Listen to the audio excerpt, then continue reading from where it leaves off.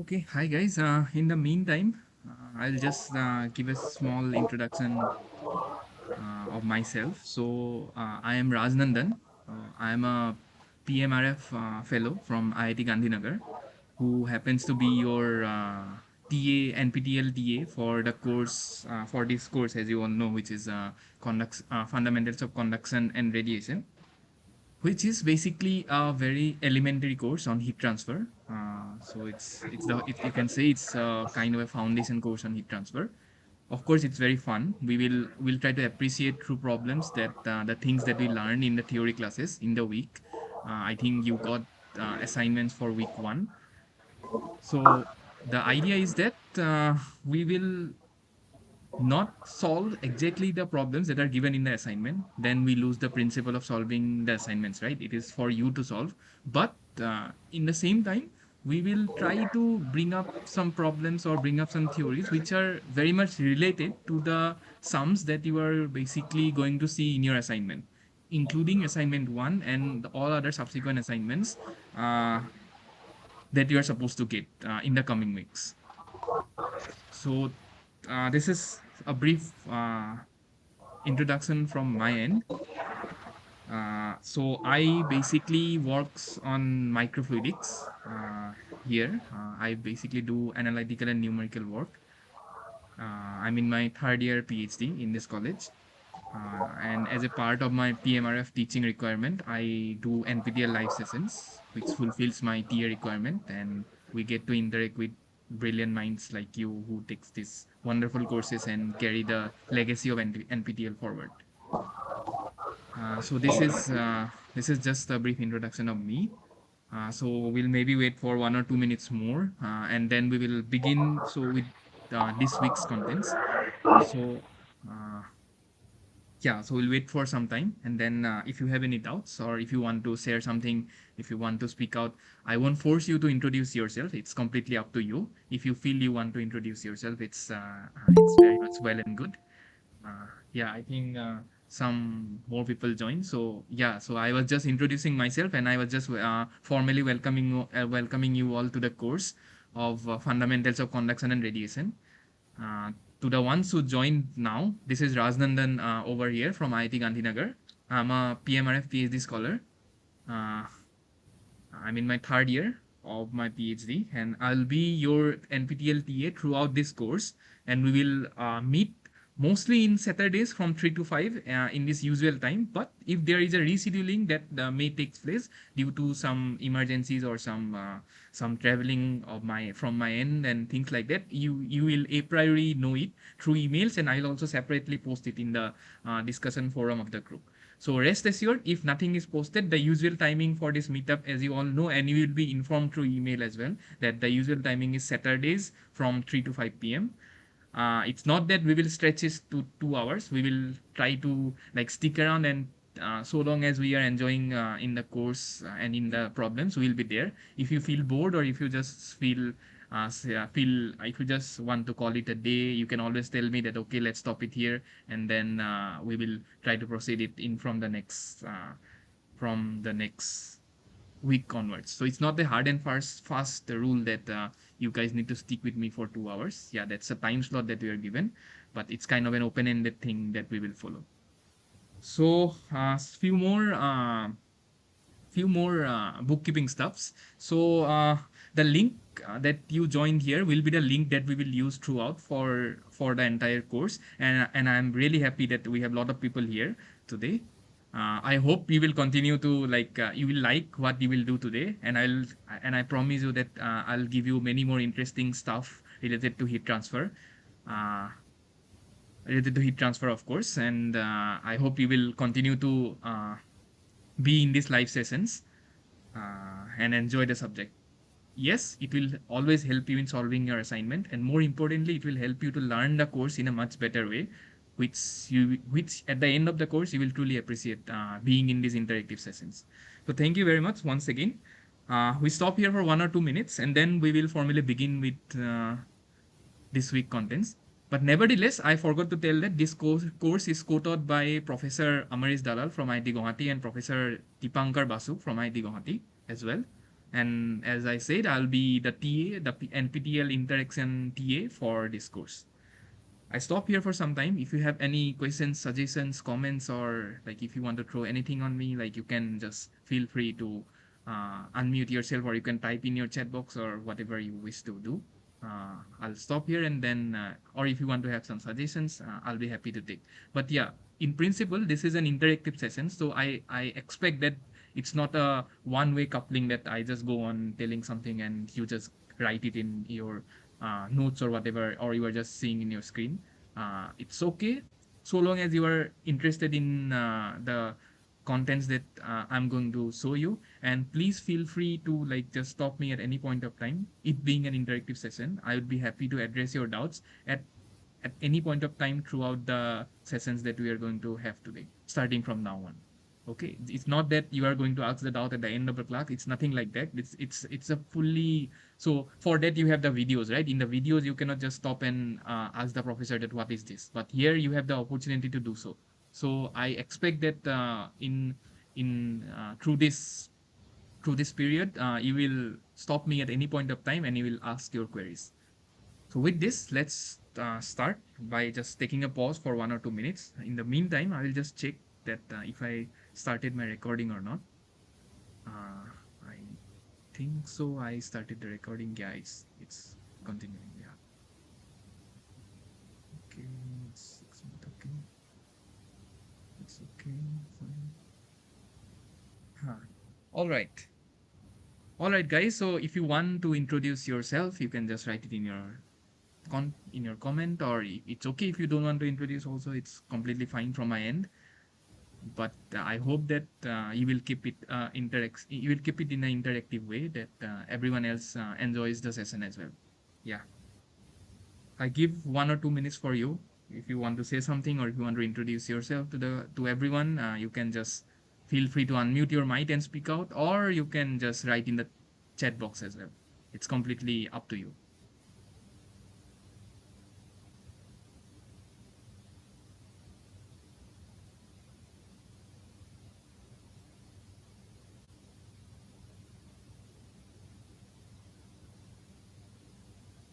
Yeah, and okay, it seems like we don't have a lot more people here, so it's okay. As the course progresses, we will try to talk with each other and try to clarify things from each other as we move along the journey. Okay. Just one quick thing before we start. Please try to use the discussion forum when you are trying to learn the course. It helps for the TAs and the instructors as and the tutors and instructors of the course as well to understand at what stage you are basically facing any problem, and also and also it gives a good platform for us as well as the instructors to instructor meaning the professors to address the queries that you are facing, and it gives a clear picture also, okay, for us to know that these are the problems that you are facing in the assignments or in the lecture basically videos. So yeah, so please actively use the discussion forum of the course. You can find it in the NPTEL. Of course, it is in the NPTEL website, the common website of the course. That is NOC. I think it's NOC 24 ME 134. It's in there, so you can just use the forum there. Okay. With this, let's get started. Uh, so we will begin by trying to understand. So as you know, this is a problem solving session, so we will not dwell into the theory much, but as and when you I feel that you require some things need to be given as an input, so we'll come back and forth to the theory and then try to address the sums that is associated with it. Okay.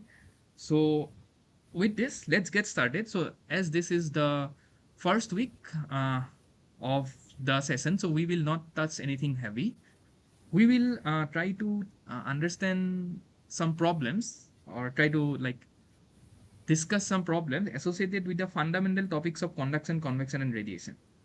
Okay, although this is a course of just conduction and radiation, but we will touch upon convection today itself, which is basically which are basically a very few easy numericals. Okay, but it will, so even if we don't learn convection in this course, it will at least try to help us, or it will try to make us understand that yeah, these modes of heat transfer, as you know, that conduction, convection, and radiation, they are not just they are not just associated or linked to each other. Indeed, you can prove that conduction and convection are indeed linked to each other, and they can both take place simultaneously. And so does convection or radiation and things like that. Okay, so that's the idea why we will be touching upon convection a little bit in this session. But primarily from the next week onwards, we will be going into the more details of conduction, and then in the later weeks, of course, we'll be learning radiation. But it being an introductory week, we will broadly try to understand some simple problems and numericals associated with conduction, convection, and radiation heat transfer. Okay. I hope the objective and the agenda for this session is clear. I stop here for some more time. If you have any doubts or if you want to share something, please feel free to speak or write it in the chat box.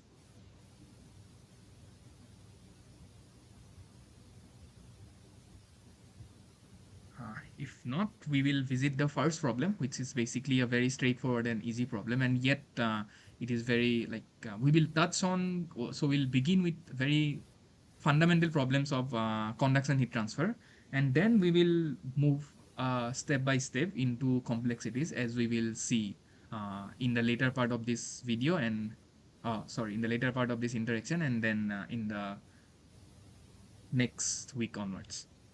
Okay, so I stop here. If you have any questions, you can ask me, or else I'll proceed with the first problem of this session.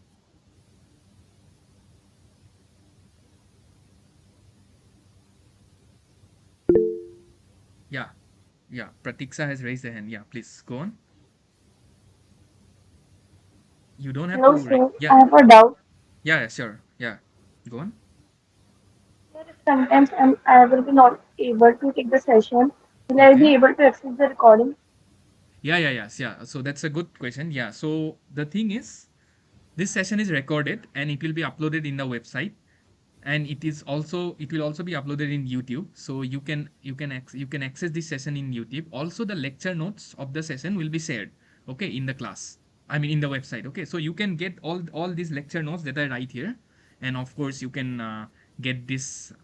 So I'll be uploading it in the website. Okay, and also the video of this and the recording of this class will be there in YouTube.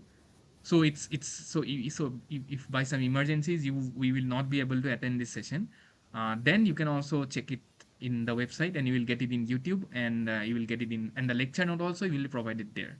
Okay, but having said that, means it's good to to be able to attend the sessions whenever you can. Of course, emergencies can arise and then you cannot attend the session, that I understand. But based on your availabilities, it's good that you attend the session. Then your I mean doubts and everything gets cleared then and there, right? You don't have to go again and watch the videos and then watch the lecture notes and then prepare the lecture notes or prepare these sums, and uh, you don't have to go it when. But if there are cases when you can't attend, of course these recordings will be provided.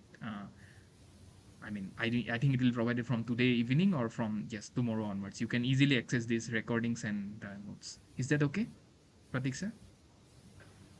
Okay, sir. Thank you. Yeah, sure. Thank you very much. Yeah. All right. So let's get started. So this is the first problem. It's a very easy problem that we're going to solve. So it says that there's a slab. Okay, there's a slab whose area is given to be equal to 4 meters square, which means this. So this area that you see here is given to be equal to 4 meters squared, and I assume, although I didn't, okay, I wrote it here, and I assume that this direction, which is basically this direction, is my x direction. Okay, okay, confused some time to define. Oh, Manish has a question. Let's try to understand his question. So he says that confused some time to define length, breadth, and thickness of the object where diagrams are not given. That's a good point, Manish, actually. So that's essentially a very good point. So in the problems where you don't find the diagrams, okay, then you of course have a clear doubt that which length are you going to take. So you have three options, right? You can either take this length as the direction of heat transfer. Okay, you can take this length or you can take this length. Okay, but here I would say it's a wise way to actually have a look at this. Okay, for instance, in this case also, although I have given a diagram, you can understand that these faces and these faces of the slab are at different temperatures T1 and T2. Okay, which means in the limit of the course that you are currently studying, which is basically a 1D heat transfer should actually take place in this direction and not in this or this direction. Okay, did you understand, Manish? So if heat transfer is taking place basically in this direction, yeah, if heat transfer is taking place in this direction, this means this is the length that I must consider, and the other dimension essentially becomes the cross sectional area. Okay, so if the diagram is not given, you must try to first figure out which is the direction of heat transfer. And for that, since, yeah, okay, Manish, very good. Yeah, okay, thank you. All right. So yeah, so the question is that, as Manish has rightly pointed out, that this length essentially is the length in which the heat transfer would basically take place. And in the limit of your course, you are basically learning 1D heat transfer, which means that heat transfer. So if this is my x direction, uh, if this is my x direction, okay, and if let's say I consider this to be my y direction and this to be my z direction, okay, then in these cross sections, okay, or in this cross section there won't be heat transfer, okay, or in other words I could say that there won't be heat transfer in the in the z and y direction, and the direction of heat transfer will be only in the x direction, and I would basically write it as qx, okay, which denotes the rate of heat transfer, which is of course one dimensional and it is in x direction. Now can you tell me, that's a very interesting thing. So I'm speaking about, so yeah, first let us understand that this sum is very simple, but we will try to understand things as we try to figure out this problem. Okay, the first question that I ask you is, can you tell me why I'm using or I'm telling the term then this is an 1D heat transfer? Is it just a mere approximation, or the geometry itself enables us to assume that heat transfer is going to be one dimensional here? Can you just give a thought here? So what makes us use the fact that this is a one dimensional heat transfer that is taking place in the x direction only and not in the y and z direction? Can you give it a thought?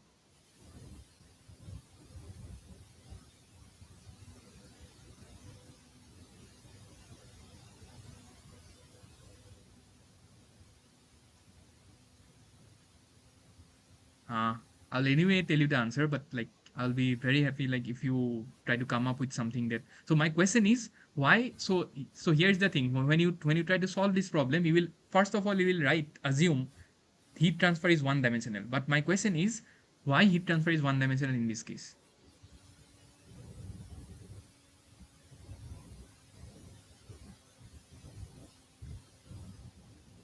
Okay, so I'll tell you the actual reason and the physics behind it. Okay, so in this problem, it has stated that the walls, the entire wall along, because temperature difference are defined, yeah, exact, yeah, because temperature difference are defined on two faces only. Yes, so it's actually an implication of what I'm going to say. You are right, Manish, but it's an implication.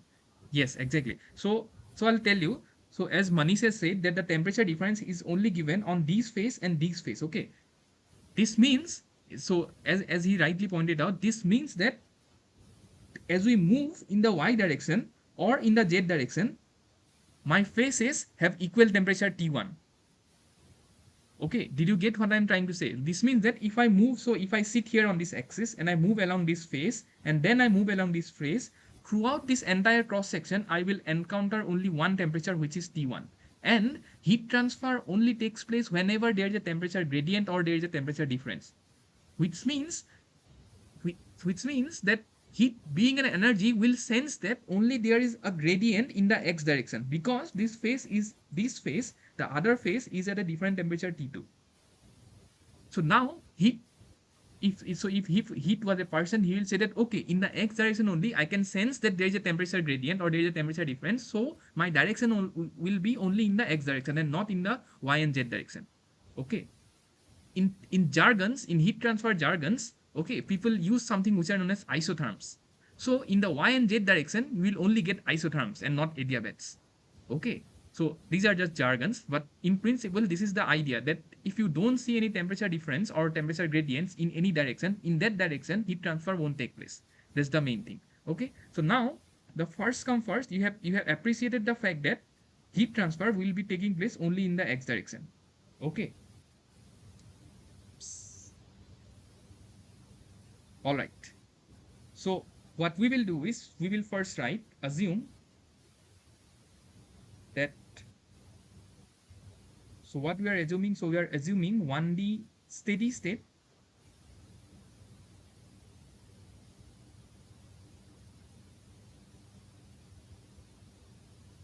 heat transfer. Okay. Steady state, because we are not looking into a transient problem here, which means we are saying that these phases and the temperature of these phases is not a function of time. So does the rate of heat transfer. Okay. Throughout this course, we'll mostly ignore unsteady cases, and since it is a preliminary level course, we will basically be associating ourselves with just steady state cases only. Whenever there will be an unsteady problem associated with it, then I'll specifically point it out that okay, this is an unsteady problem that we are trying to do. Okay. So all right. So given this case, can you now tell me how do we, okay, this is the scenario that we are given, that there are two phases. Okay, this is one phase, this is the another phase, as you can see, and these two phases are at temperature T1 and T2. Okay, it is given that although the temperature individually they are not given, but what they have said is that the difference in temperature T1 minus T2 is 10 degrees Celsius. Okay, so you can think of it like this plate may be at 60 degrees Celsius, or this may be at 50 degrees Celsius, or 70, 80, or whatever it is. Okay, and they have said that the thermal conductivity of this material is given to be equal to 0.029 watt per meter Kelvin. Okay, having said that, what they have asked us to find is, considering the fact that it is a 1D steady state heat transfer, they have asked us to find heat flux and the rate of heat transfer. Okay, which is basically the very first preliminary things that we learn in a heat transfer course. All right, so now you guys have to tell me, how do you calculate the first thing, that is the heat flux? Okay, can you tell me how do we calculate the heat flux? This is something that we have learned in the first week. I mean, in this week. Yeah, exactly. Manish has, so Manish, you have not given the formula for heat flux. You have actually given the formula for rate of heat transfer, which is flux times the area. This is the second thing that we'll try to calculate. But Sanvi has rightly pointed out, okay, which is basically minus k dt by dx. Exactly. I mean, Manish, you are right. Just that you are calculating the rate of heat transfer instead of the flux. Okay, so we will be using very precise notation for denoting variables here. So heat flux, okay, we will denote it with two like dashes, which basically differentiates it from the rate of heat transfer, and we are trying to calculate the heat flux in the x direction. Okay, because heat transfer only takes place in the x direction, so the subscript x will denote the heat flux in the x direction, and as we have rightly pointed out, q double prime x, which is the heat flux, is basically minus k times dt by dx. All right. So we know we have everything, but I will ask you another question here. Okay. So under what conditions? Okay. Oh, by the way, can you tell me what is this law? Can you tell me what is this law? So it comes from somewhere, right? Either it, yeah, exactly. Sanvi is right. It's exactly. It's Fourier's law. Exactly. So it's Fourier's law. Okay. So now it's not the question that I'm trying to ask you. So my second question is, which is an interesting question, is can you guys tell me under what condition is this relation that heat flux is equal to minus k dt by dx is valid? Can you tell me? So my question is, under what condition? Yeah, of course, these two conditions must hold good. That I have already said, that it should be a steady state and a 1D heat transfer, because we are just associating ourselves in the x direction. But are the, I mean, is these the conditions that are sufficient, or there are something else that also needs to be satisfied if we are using heat flux in x direction equal to minus k dt by dx? Okay, so I'm asking under what conditions. Think about it and then just tell me the answer. Okay, so what conditions is this? Yes, constant k. That is an excellent answer. Okay, that's an excellent answer. So Sanvi has pinpointed it very correctly, that when you are writing, so when you are writing that heat flux is equal to minus k dt by dx, you are assuming that the thermal conductivity which is denoted by K having a unit of watt per meter Kelvin is constant, and it is not a spatial parameter, which means that K is not a function of X. Okay. That is something that you guys need to understand. So another assumption that we must try to appreciate is that we have constant properties.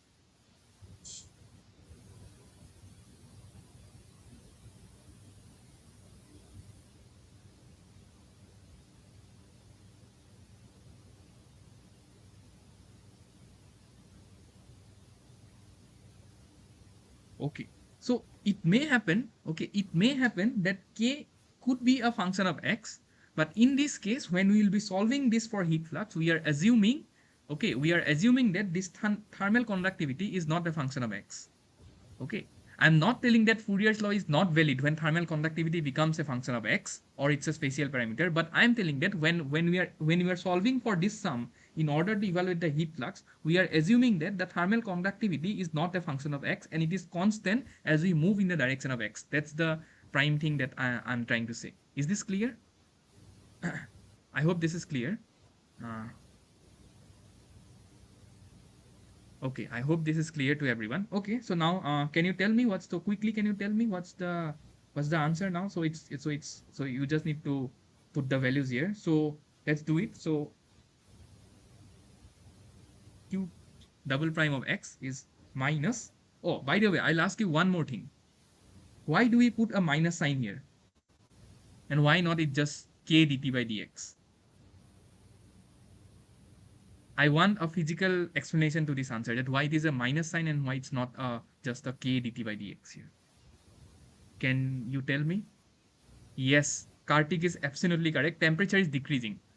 That is that is exactly the reason why I put a minus here. So if everyone understood, yes, reducing temperature high to low in order to balance heat transfer. Exactly. So the idea is heat transfer always take place from a region of high temperature to a region of low temperature.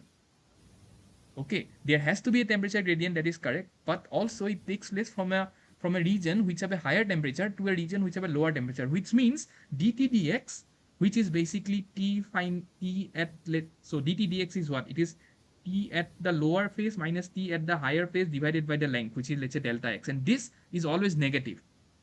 And that's why in order to keep the rate of heat transfer positive, Fourier very wisely put a minus sign here such that this heat flux becomes a positive quantity. Okay, so you guys are absolutely right. So we'll just so now I think you guys are thorough with the theory of Fourier's law, and so now we will put the values here. So thermal conductivity is 0.029. Okay, so it's 0.029, and then they have said that T1 minus T2 is 10 degrees Celsius. Okay, so T1 minus T2 is 10 degrees Celsius, but dt dx is essentially negative, which is T2 minus T1, and that's why we will put it, uh, we'll just put it as minus 10. I hope you are clear because you guys only have said me this. Okay, and then the length is basically this length, which is 20. If you convert it into meter, it will be 0.02. Okay, and then if you just do this math, of course like you guys have calculators at your end, and if you just do this math, you will see that your flux is 14.5. Can you tell me what's the unit? So you just do this math, you will just get 14.5. So what's the unit? Can you tell me?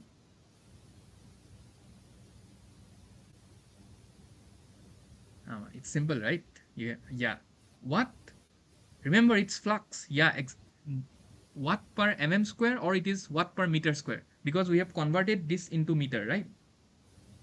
So it has to be watt per meter square, right? Okay, so yeah, exactly, yes. So the idea is we have converted everything to the SI unit. So this is thermal conductivity having a unit of watt per meter Kelvin. This is temperature having a unit of Kelvin. So Kelvin and Kelvin would get cancelled out, and then this is length. Okay, so that's why this would be meter. So meter and meter would become meter square, and that's why heat flux, always remember, has a unit of watt per meter square. Okay, so physically you could interpret flux as a rate of heat transfer per unit area, and this area is essentially the area which is perpendicular to the direction of heat transfer.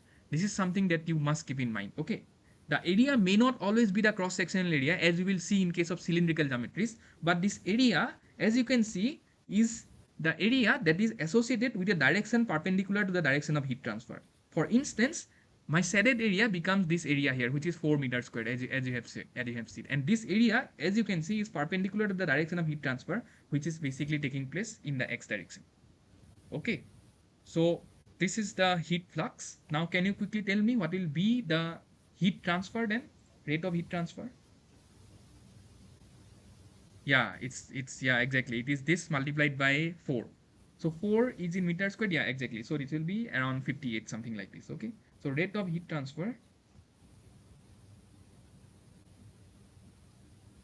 we denote, so remember, we denote the rate of heat transfer without these fancy these things, dashes. Okay, so if I have two dashes, this means it's rate of heat transfer per unit area. If I have a one dash, remember, I will always write it is rate of heat transfer per unit length. If I have three dashes, okay, I will always denote it is rate of heat transfer per unit volume. So remember this nomenclature when we will proceed it. So we will be requiring these three quantities. Okay, rate of heat transfer, rate of heat transfer per unit length, rate of heat transfer per unit area, which is the flux or the heat flux, and rate of heat transfer per unit volume. We will also require that. Okay, but if I don't have any dashes, we will just denote it as just the rate of heat transfer, which is basically the flux multiplied. Always remember the area, but this area, okay, this area is the area associated with the cross section, with the, I would say, with the cross section perpendicular to the direction of heat transfer. Okay,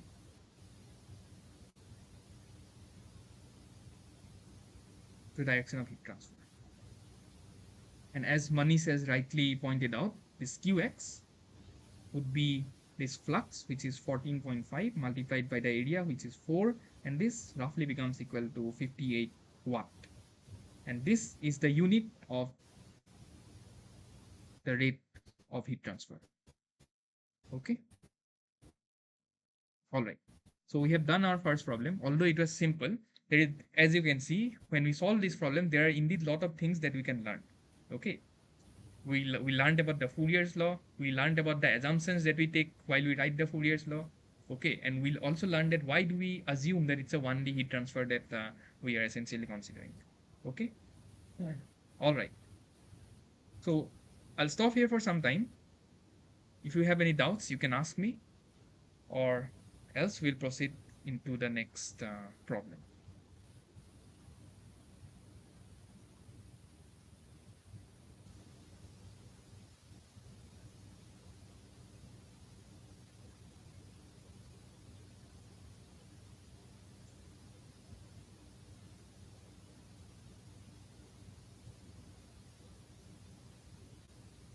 Okay, I'll stop here for some time. So these are the answers. This is the flux, and this is the rate of heat transfer. Okay, so we'll stop here for some time. If you guys have some doubt, you can ask me, or we'll proceed with another interesting problem uh, associated with conduction.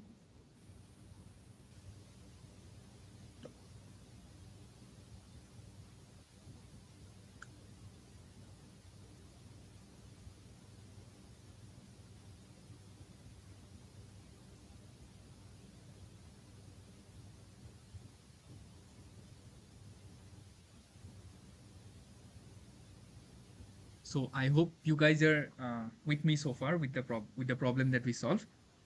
And if you don't have any questions, it means it's actually it means two things. Either you understood everything or you understood nothing. And I hope former is the case and not the later. Okay. So okay, let's get started with the second problem. So what the second problem says is that there is a, so we'll consider a first case where we will consider a slab like the other problem that we considered, where the heat transfer will be taking place in one direction only. Let's say that is the x direction, and without the loss of generality, we will consider that this direction is my x direction. Okay, and in this slab, just like the previous problem, they have given us two temperatures. And as you can see that the gradient in temperature is in the x direction, or the temperature difference is in the x direction, which means that it is a case of 1D heat transfer. And uh, like we will consider heat transfer to be taking place in x direction only. Okay. And this slab is made of single glass. Okay, this means that this material is entirely glass, having a width 1 meter and height 2 meter. Okay, and this length, okay, is given to be equal to 5 mm.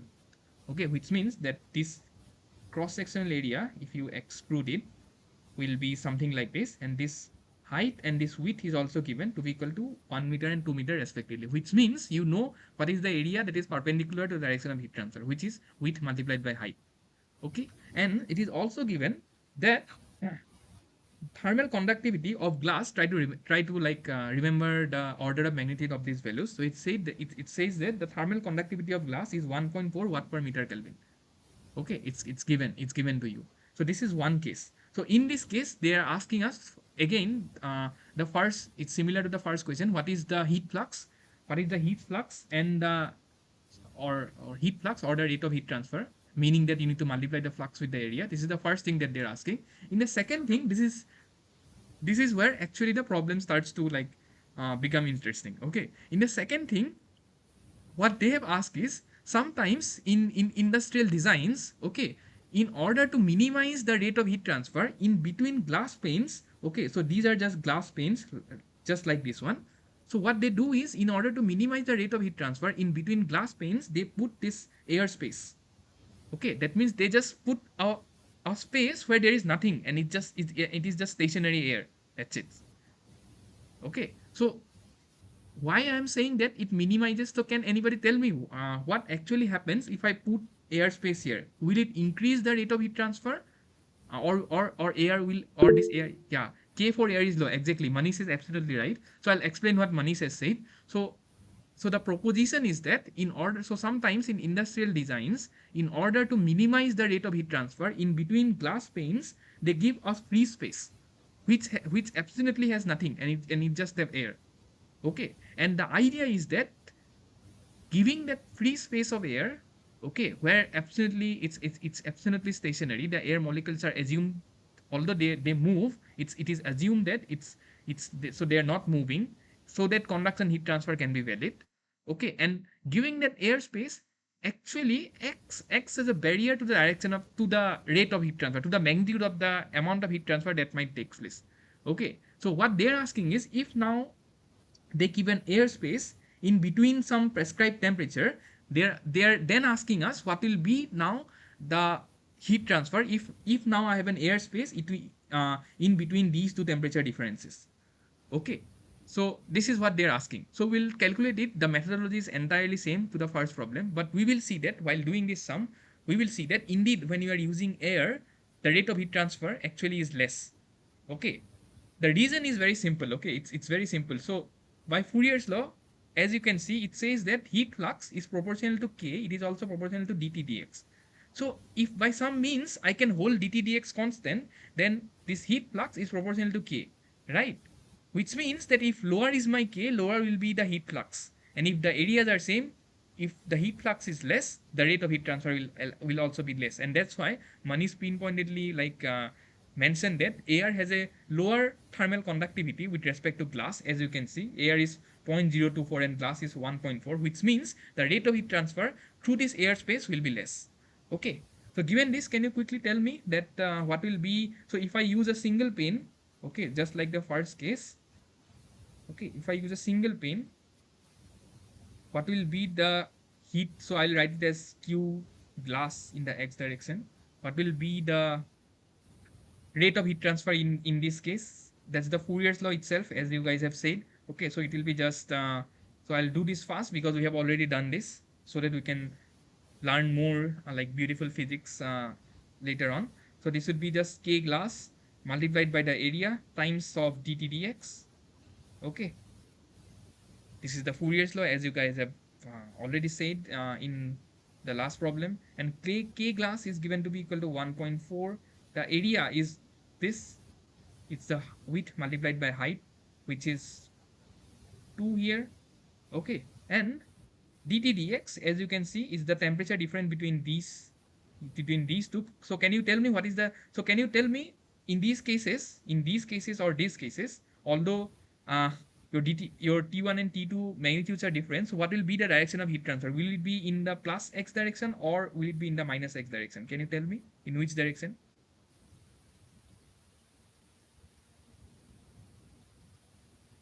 Yeah, L is L. So this length is actually very less than h. It's the other way around, Manish.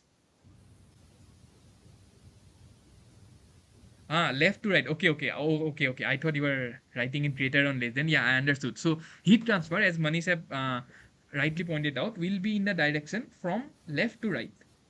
Okay, that is simply because this phase has a higher temperature than this phase. That's the obvious thing. Okay, yeah, high temperature or low temperature. Yeah, exactly. So so dt would be just 15 minus of minus 20. Okay, this will be 15 minus of minus 20, and dx is what? Dx is 5 mm. So if you convert into meter, it will be 0.005 if I am not wrong. Okay, and if you calculate this, if you do it in your calculator, it will be, so you will get it around 196. So I have already done it. So it's around 19600 watt. Okay, so you can do it and you can check it. It is around 19.6 kilowatt. Okay, now if I use a double pane, okay, that's the second case. Oops, sorry, sorry for that.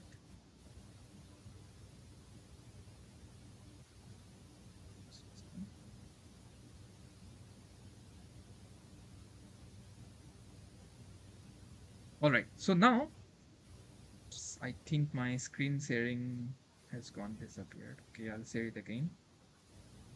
Or I think it's still there. Okay, okay, sorry for that. Extremely sorry for the interruption. So we were thinking about the second case, which is basically the double pane case. So now, if we apply the same Fourier's law in the double pane case, I would write it as Q air in the x direction. It will be K times of air times area times dt dx. Okay. And then if you do this, if you just substitute the values, the K air is around 0.024. Okay. So it's just a simple math that you need to do. It's around 0.024 multiplied by the area. So the area is exactly the same. So it will be just 2 meters squared. Okay. And dt is what? It is 10 minus of minus 15, which becomes 25. Okay. So it becomes 25 divided by the length. What is the length? Length is 10 mm, which means it is 0.01, which means it is 0.01. Okay. And if you do this, we'll roughly get 121 in the airspace. Okay. So you can see that just by providing air, how much the rate of heat transfer has reduced. Yes, I understand that the temperature difference are already prescribed here and you are not working on the same set of temperature difference, but this is just a prototypical problem to actually make you realize that just by putting an air space in between two glass panes, how significantly the amount of heat transfer gets reduced. Okay, see, this is 19.6 kilowatt and it is just 120 watt. Okay, so I'll ask you a question here. So where do you see? So you can think about it. If you can answer it here, it's well and good. Okay, if you can't answer it, I'll answer it in the next class, but I will ask you to actually think about it. So can you tell me where do you see these kind of practical designs of heat transfer? Okay, because heat transfer is a very practical subject. Okay, you will everywhere, like you can come about with something that is associated with heat transfer. For instance, before asking the question, for instance, your laptop cooling, the amount of cooling that your laptop requires when you are playing a game, when you're, let's say you are playing a PC game, the amount of cooling your laptop requires is essentially dependent on the amount of heat that is being released from the chips. Okay, and we will do such kind of problems also in the later classes.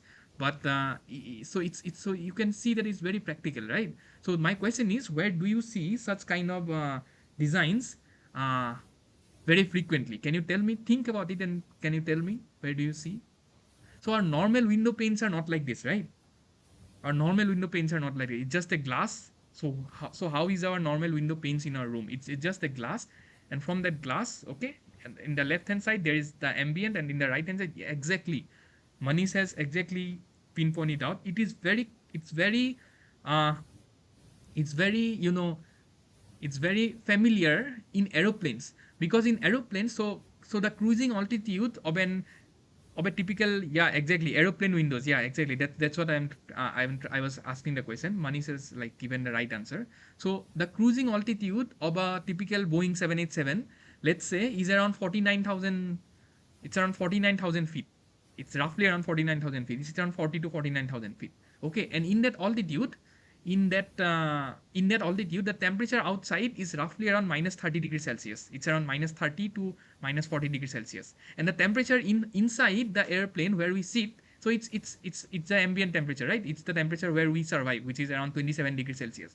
Which means that a single glass pane of that much thickness in an aeroplane is not sufficient to minimize the heat loss. Okay, we do not want the heat inside the airplane to go outside, right? Or we'll just die out of freezing. Okay, like just think about what it will be for us to experience a minus 25 or minus 30 degrees Celsius outside. So the air conditioning inside the airplane is such that, so it's so the air conditioning is such that we try to like minimize the rate of heat transfer from inside to outside of the plane. Okay, so more is the heat loss from the inside the aircraft fuselage to the outside of the body, the more amount of power you need to invest on the air conditioning of the aeroplane. Okay, but we don't want that, right? Because air conditioning of an aeroplane typically comes from the fuel use. Okay, the more is the amount of power you are investing in the air conditioning of an aeroplane, the more amount of fuel you need to use, which also is a like it's is a measure of how much heavy your payload is. Okay, so the first thing first is that we want to minimize the heat loss that is being taking place from inside the body of that aircraft to outside, and for that we have to ensure that the heat loss is less. And in that context, using these kind of designs is a very it's a very effective way of minimizing the heat loss. It typically relies on the fact that the thermal conductivity of air is much less than the thermal conductivity of glass. Okay, so the next time you go into an aeroplane, you just see that there is a window here, okay, that is facing towards you. There is a small strip where there is absolutely nothing, and it's kind of a vacuum where you have air. And then there is one more glass pane which is basically like this. When we'll be learning something which is known as resistance network, there is something known as conduction resistance network. There is something known as convection resistance network. There is also something which is known as radiation network. So when we'll be learning this network analysis of, so we'll not go everything today. Okay, we'll just go it in a very systematic way. But I'm just trying to say is that when we will be learning this resistance network, I will actually show you that giving this extra air will essentially increase the resistance to the rate of heat transfer. Okay. And then we'll do a similar problem there also by using resistance network, and we'll prove that given two temperatures, that is inside the plane and outside the plane, giving a air strip uh, from the left, giving an air strip in between two glass pane significantly lowers the cooling load of, or significantly lowers the heating load of the aircraft with respect to the ambient temperature. Okay, so I hope this is clear. uh, Although this problem was simpler, I hope the idea is clear. Okay, on why do people use this glass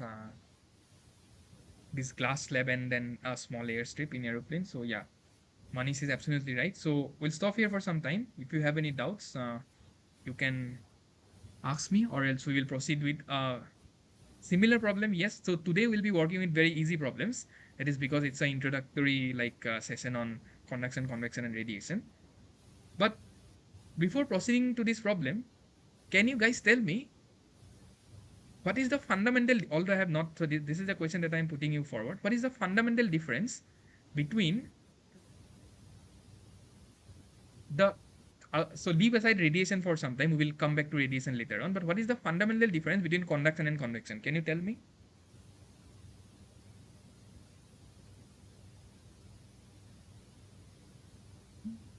Because from, so one of the next problem we will be dealing with convection heat transfer. So I want to know that, do you guys know what is the fundamental difference between conduction heat transfer and a convection heat transfer? Let's not go into jargons. Like, can you just explain to the public that what uh, what is essentially what physically, so what are the physical differences through which you can distinguish that, okay, this is a conduction heat transfer and this is a convection heat transfer? Can you give it a try?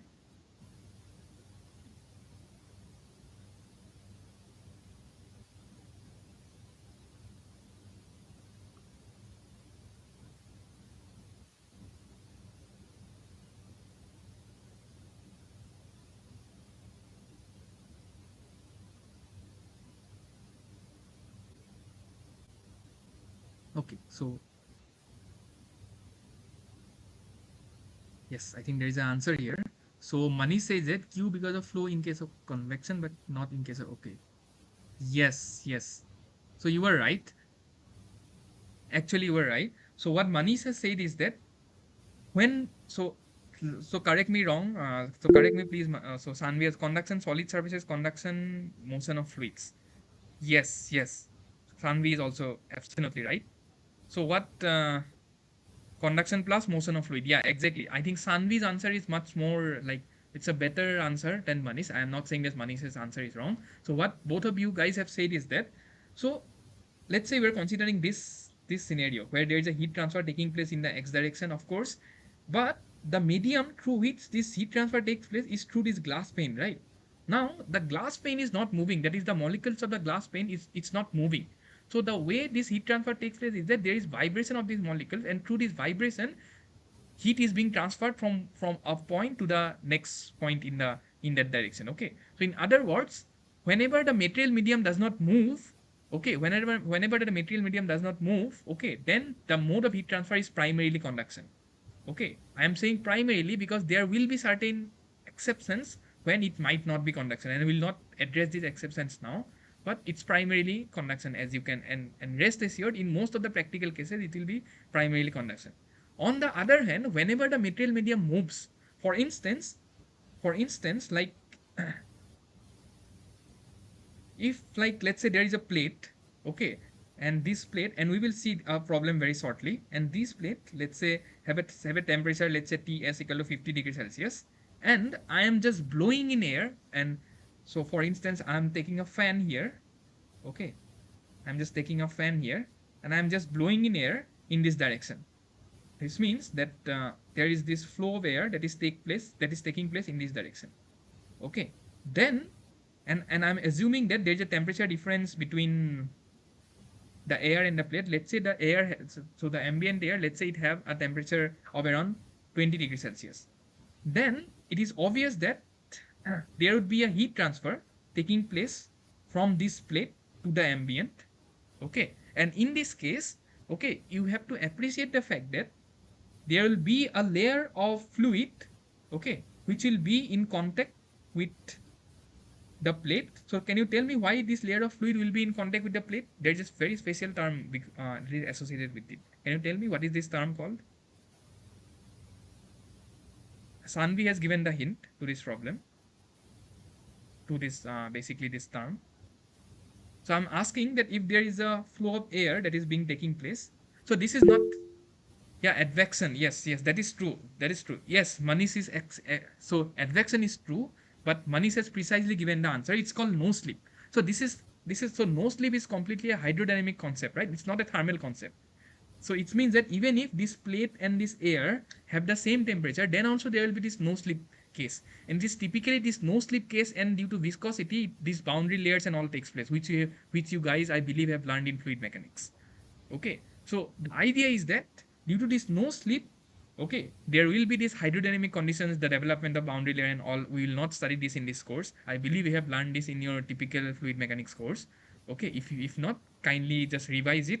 This will be helpful for you in studying convection. Although this is not a part of this course, yet it will be helpful for you in studying convection and also like understand the hydrodynamic concept. And remember, this heat transfer and hydrodynamics always go hand in hand. It's not like that you learn heat transfer without knowing this, what to call it, without knowing fluid mechanics. Okay, it's impossible. Okay, so as Manish has rightly pointed out, this this layer of fluid which will be in contact with the plate is essentially due to a property which is known as viscosity, and this condition is known as no slip condition. So apart from this layer of fluid, okay, the other layers will be in motion with relative to this layer, and then there would be the development of a velocity profile, which is basically something like this. We all know all these things, okay, but the mode of heat transfer, okay, that will be taking place between this plate to this is known as, so as you have said, this is known as convection, okay. So the mode of heat transfer that will be taking place, this mode is known as convection. Now this convection is essentially made of two parts. Okay, so the first part is basically the heat transfer that will be taking place from this plate to this fixed layer of fluid. And can you tell me what is the mode of heat transfer that will be taking place from this plate to this fixed layer of fluid only? Will it be convection, or will it be something else? Yes, it is. So it is basically known as conduction.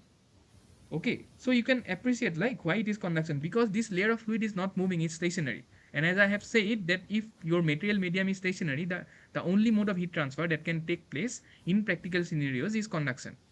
Leave aside radiation for some time. Okay, we'll not go into radiation now. But in between conduction and convection, if the material medium is stationary, it's conduction. And the mode of heat transfer that will take place from this layer of fluid to this flowing fluid or flowing air is basically, there is something which is known as advection. Okay, this is basically the advection of the bulk fluid that is taking place. Okay, and the combination of this advection and conduction is basically comes under convection heat transfer. So we define something which is known as a convection heat transfer, H. Okay, there is something which is known as convection heat transfer, H, and the rate of heat transfer in case of convection, we will write it as CONV, is this H times the frontal area, which is basically the area of this plate that is being exposed to air, multiplied by the temperature difference, which in this case would be this temperature difference, Ts and T infinity. I hope this is clear to you. Okay. So this H, as you guys might have known, this H is known as heat transfer coefficient, and we define this in case of convection. This is known as heat transfer coefficient. And can you tell me what is the unit of heat transfer coefficient? Is it same as the unit of thermal conductivity, or it is different? Can you tell me? So what is the unit of heat transfer coefficient? Yes, watt per meter square. Think about it. So just don't memorize. Just, so how do we see the unit? So we see the unit from this basic formula, right? So the unit of watt per meter Kelvin. Yeah, see, does what? Yes, watt per meter square Kelvin. Yes. Yes, Sanvi has said it correctly. It's watt per meter square Kelvin. See, I'll tell you how to so I'll tell you, yes, exactly, it's watt per meter square Kelvin, and I'll tell you how to actually see the dimension of these quantities. So so it's very easy. Just don't memorize things in mechanical engineering, or at least in subjects like heat transfer and fluid mechanics and things like that. Okay, so the unit. So let's see the unit of this Q convection is, so what is Q convection? It is rate of heat transfer. Okay, so its unit is what? Its unit is watt. Okay. Yes, exactly. Manish has correctly pointed out. Yes, exactly. So let's just finish it out. Manish has just correctly said what I was trying to say. So what we were trying to say is this Q convection is what? This delta T is temperature difference, right? It will be either Kelvin or degree Celsius. So let's say it's Kelvin. It doesn't matter if you write degree Celsius also. And this A is basically meter square, which means the unit of H has to be watt per meter square Kelvin. Okay. Right. And just remember one thing which is very important. Unlike conduction, where the thermal conductivity is just the material property, meaning that if I say thermal conductivity of wood, it is an universal constant. It may be a function of temperature, okay, but at a fixed temperature, let's say at a fixed room temperature, the thermal conductivity of wood is fixed, and it is just a material property of wood. Meaning that if you expose this wood in air, or if you expose this wood in, let's say, water, its thermal conductivity at that particular temperature would just be constant. Which means, so this makes thermal conductivity a material property. But unlike thermal conductivity, which comes in conduction, heat transfer coefficient, which we denote it by H, this is not a material property. Okay, you need to remember this. This is just not a material property, and it is dependent on many other factors. For instance, the heat transfer coefficient of this air that is flowing over this plate, it depends on the velocity with which this air is blown. Okay, for instance, there is something which is known as natural convection, there is something which is known as forced convection. Okay, so if you are blowing air, it is known as forced convection, and heat transfer coefficient of forced convection is different. And if you are just allowing the air to pass through it without using a fan, it is known as natural convection. Okay, and heat transfer coefficient of natural convection is different, which means, so we will not learn natural convection, forced convection, anything here. But remember that this H which we write, so remember that this H which we write, okay, this H, that's the heat transfer coefficient. It makes, so this is not a material property. This is a function of many other parameters like the flow velocity and things like that. Okay, so this is something that I want to convey. If you have any doubts, you can ask me, or we will proceed into the next problem. So the next problem is a very easy problem. We'll do it very fast. I mean, you guys are expert now in dealing such kind of problems. Uh, we'll just do it in 2-3 minutes. But the theories that I have stated you now, is it okay for everyone? Did you understand everything? If you have doubts, please feel free to like unmute yourself and just ask. Just ask. Okay, thank you, Kartik. Yeah, thank you very much, Kartik.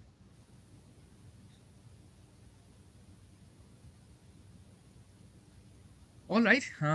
Any questions? So is the pace too fast? Please tell me that if the pace is too fast or too slow. Like, uh, is it too fast or too slow? Can you just tell me? I mean, it will be helpful for me in understanding. Like, I hope it's okay for everyone, and it's not too fast or too slow. Yeah, going well. Okay, thank you, Sanvi, and thank you, Kartik. Yeah. Okay, thank you. Yeah. So thank you. And then I again reiterate that if you have any questions, just stop me at that point of time itself, and you can just write it in the text box, or you can just give it in the. You can just unmute your mic and speak it up, or like in any way, like it's okay for me. Okay. So let's quickly do this problem 3. It's a very easy problem. It just says that it's the same problem only. I'm just bringing this kind of problems just to like make you familiarize with things like thermal conductivity, the rate of heat transfer, the heat flux, and things like that, which primarily is basically your first assignment. Okay, your first assignment is exactly similar. Yeah, of course, the problems are not similar. That I cannot do the problems that are given in your first assignment. We lose the spirit of the course then. But these problems will, I mean, the problems we'll be solving in tutorials. In a way, you could say they are a little bit tougher than the problems in the assignment. So if you solve a problem in these tutorials or in this interactive session, rest assured you can do very well in the assignments and in the exam. Okay, so that's the idea. So let's do this problem very quickly. So it says that the heat flux through a wooden slab, its thickness is given 50 mm. Assume that this thickness, as Manish has said, that if you don't get any other length, then the length that you are given in the question is the direction in which the heat transfer will take place. Okay, so your L in this question is given to be equal to 50 mm.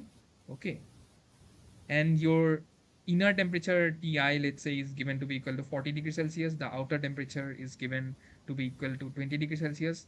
And it says that what they have given. So it says that inner surface temperature has to be determined to be, so the rate of heat transfer Q is given to be equal to 40 watt per meter square. Okay, so if it is watt per meter square, it is the flux. And yeah, and of course, this is the heat flux that they have stated. Okay, so if these things are given, what they have asked us is that just calculate K. Okay, so this is very simple. Uh, can you tell me what is the answer? Just do it quickly. Can you tell me? So, of course, we'll be using the much celebrated Fourier law of heat conduction. So, we'll use heat flux. We are assuming that, let's say, the direction is x, which is equal to k times. So, now we'll ignore the minus sign and we will take dt dx to be positive. Either way, you can do. Take the minus sign and take dt dx to be negative, or just ignore the minus sign and just do, yeah, zero point 0.1. Exactly, it's zero point 0.1. Yes, let me check the answer. Yeah, it's zero point 0.1, which is easy. So it's just k times of dt dx. So dt is basically 40 minus 20 divided by 50 times 10 to the power minus 3. And this q is given to be equal to 40. And then if you calculate this k, it becomes what? It becomes 40 times 50 times 10 to the power minus 3 divided by 20. This just goes to be 2. And then this is 100 times 10 to the power minus 3, which is 100 times divided by 1000, which becomes 0.1. What is the unit? 0.1 is the magnitude, right? So when you do sums, you need to be very careful with the magnitude, and also you need to write the unit. Okay, so what's the unit of k? Kartik, I think you answered the question, or Manish, I don't know who answered. Yeah, Kartik answered. So can you tell me the unit?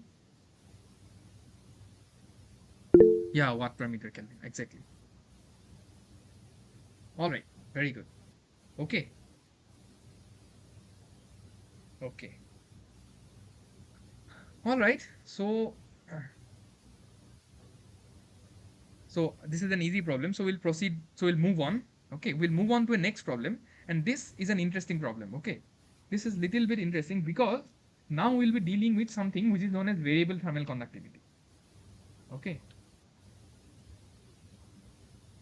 So this problem says that, okay, before proceeding, I'll wait here for 1 or 2 minutes. If you have any questions, or you can at least see this problem. So the problem says is that we now have the same wall or a slab as you can consider, but the thermal conductivity now is not constant, and it's a function of x. Okay, where these a's and b's, these are just some constant, you can just treat it as constant, but it is a linear function of x, as you can see. In this context, okay, in this constant, assuming that it's a 1D heat transfer, that means heat transfer is only taking place in this direction, they are asking us to calculate the temperature gradient, which is dt by dx. And they are also asking us to calculate that if at x equal to 0, I know a temperature. So they are saying that if at x equal to 0, okay, what they're saying is that if at x equal to 0, the temperature is some constant T1, then they're asking us what is the temperature profile. Temperature profile means what will be T as a function of x. Okay, so is the problem clear to you or not? Just see the problem. I'll explain it again. I just explain it quickly. I'll ask you to like see and understand the problem, and then we will proceed with this sum.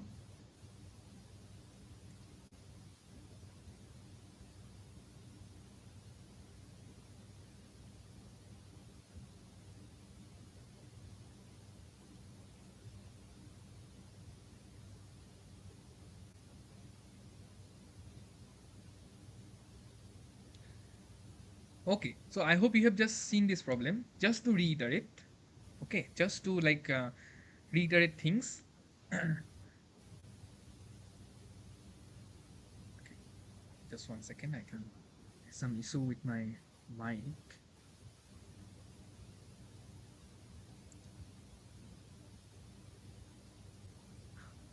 Okay. So what I was saying is that so there is this wall, as I have said, but now the thermal conductivity is not a function, so it's not a constant. It's now a function of x, and can be seen that it's a linear function of x because it takes the form ax plus b. Okay, and it says that given this case, considering the fact that it's a 1D heat transfer, okay, that means there is no heat transfer in this direction and in this direction, and it just take place in the x direction. You need to find out what is the temperature gradient and the temperature profile, which means how temperature essentially varies along x. If if you are given the condition that, and so this is typically known as the boundary condition. Okay, so there is very some so there is so this is something which is known as a boundary condition. So boundary condition states that at x equal to 0, the temperature is T1. Okay, and why we require this boundary condition is something that we will see when we first evaluate this dt by dx. But yeah, so I'll ask you the first question in this problem. This is an important problem, and I'll ask you the first thing. Can we use Fourier's law in this case or not? That's the first question before before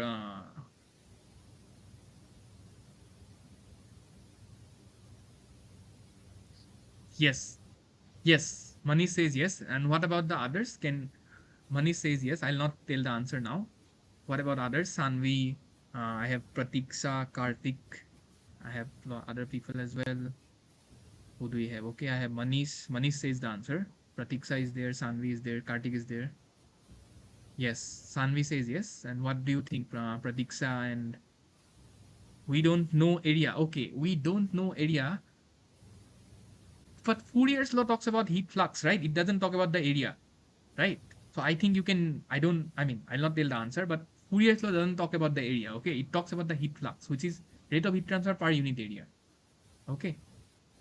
And what, what is your opinion, Pratiksha, like if you were there?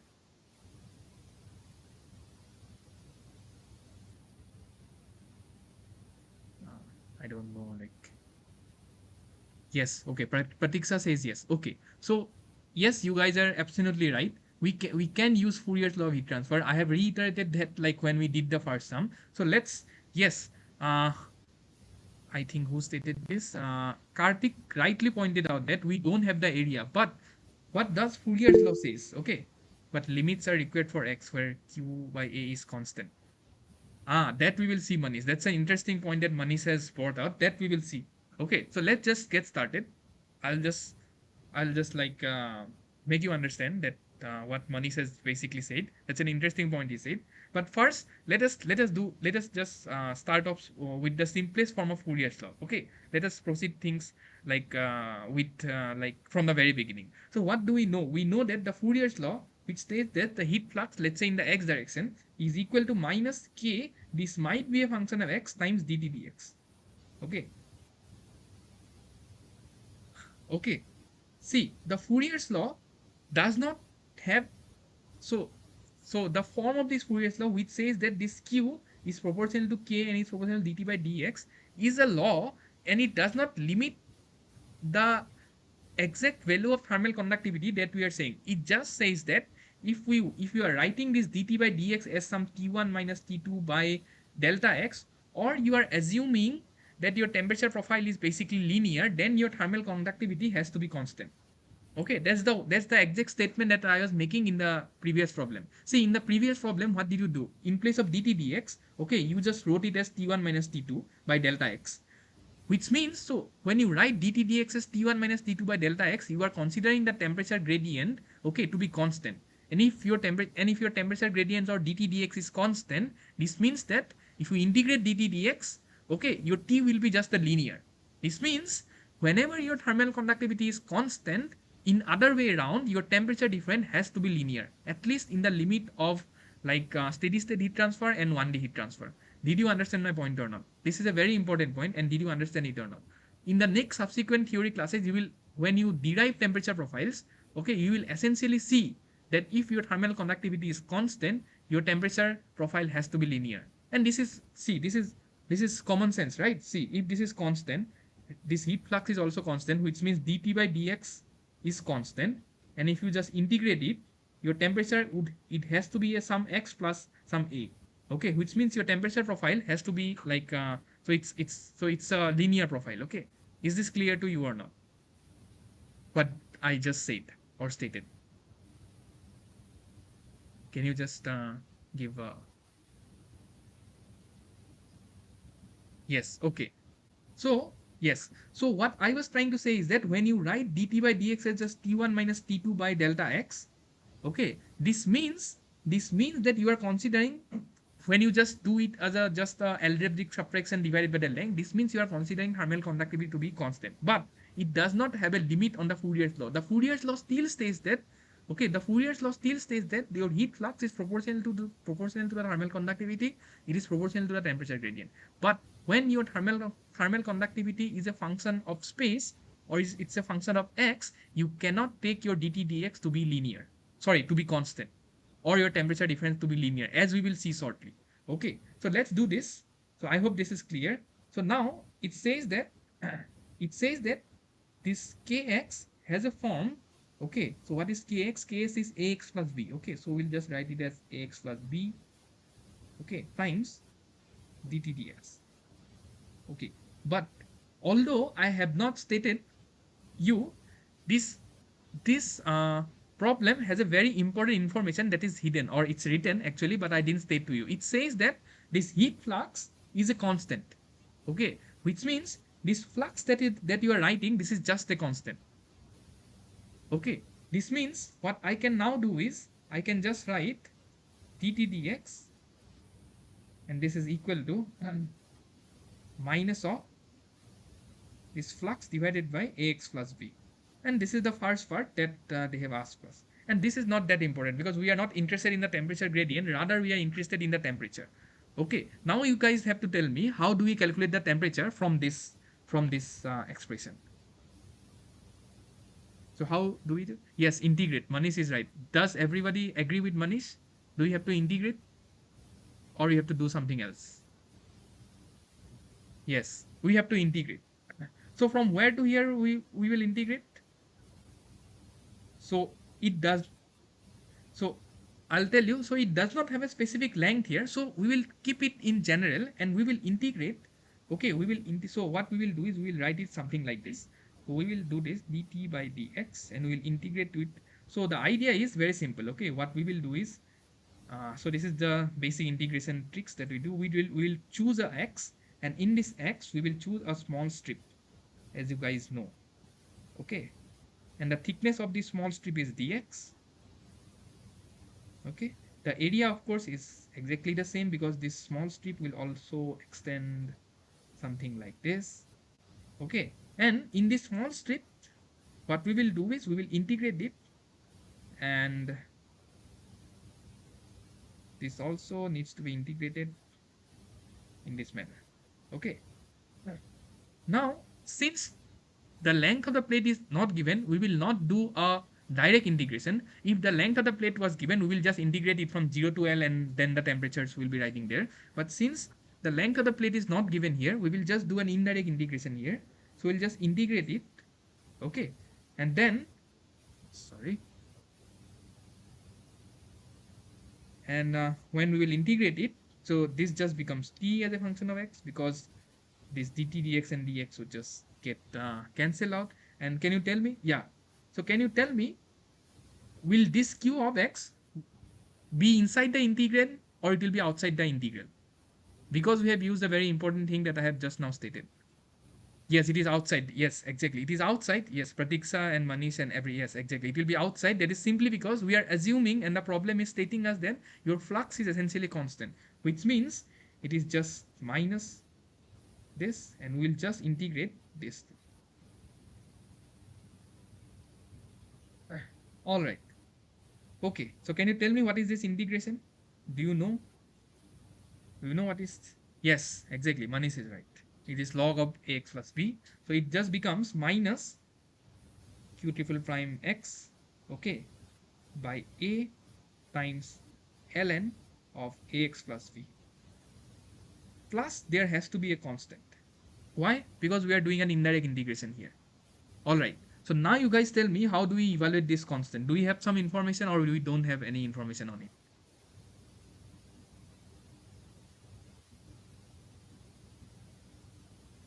How do we evaluate this constant? One question I have, sir, why are we taking natural log? Okay. So yeah, so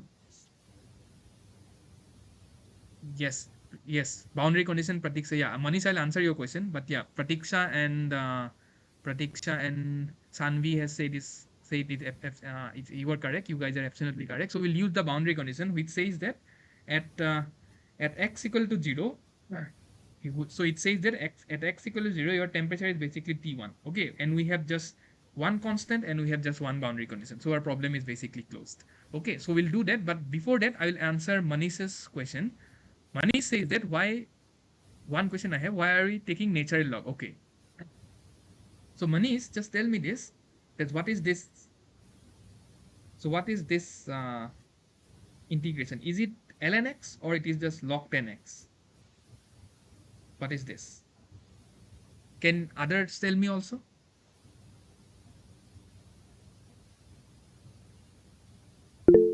Yes, ln x exactly. So log, so that's the trick of integration, right? So all the integrations. So if you integrate it, so the integration of 1 by x dx is ln x and it's not log 10x.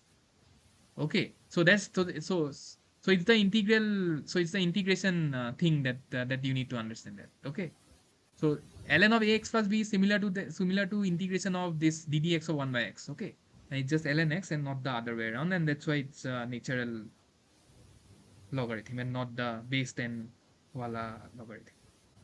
Okay, so I hope this is clear. And yeah, it's very good. Like just ask questions like this. Okay, and I'll be very, very happy. And this makes the session interactive and not monotonous. Okay, so yeah, so as Pratiksha and Sanvi and all others have said that we have to use the boundary condition. So what does the boundary condition say? It says that at x equal to 0, your temperature T at x equal to 0 is T1. Okay, so we'll just use this here, which means this is T1 and this is minus Q triple prime of x by A.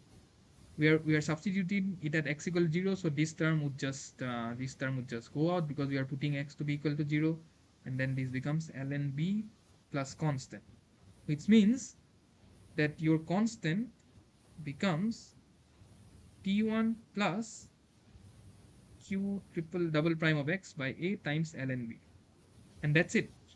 If you are done, so we are done evaluating the constant. So the next step is just substitute this constant in this expression, and you are all set to get the temperature profile.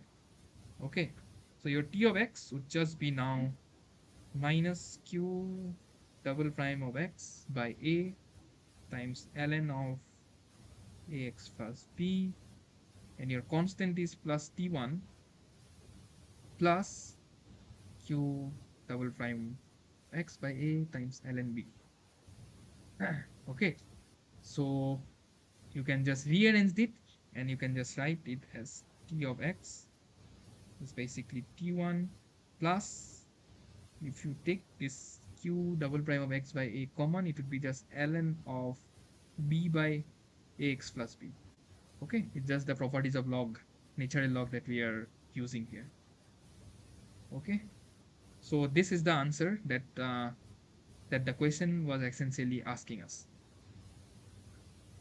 All right. So now, as I have said, so okay, this is the answer, and we have found that that's well and good. But also try to understand the physics from the answers. Okay. As I have repeatedly says that if your thermal conductivity is constant, then only your temperature, the temperature profile would be linear. And here, since the thermal conductivity was not constant, it was a function of x. As you can see, this is not a linear temperature profile, right?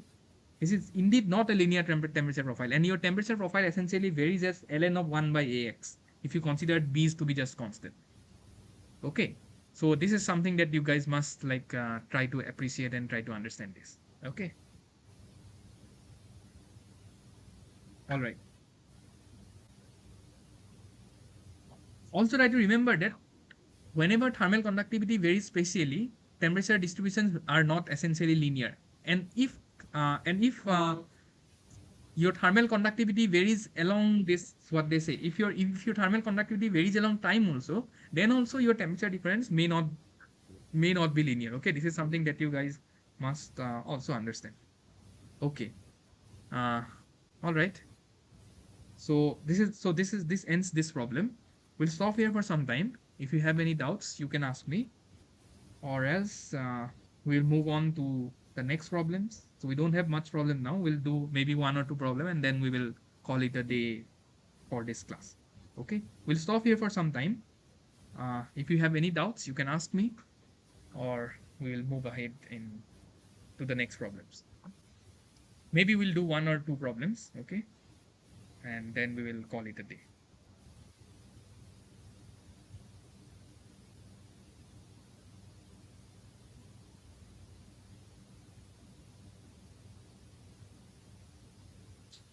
How to find out dtdx? Yeah, that's a good question by Pratiksha. So dtdx here, so you just have to use Fourier's law. That's it. So first of all, this dtdx is also dtdx you already found out. Sorry, dtdx you already found out, right? That's the first thing that we did. So so this is dtdx, right?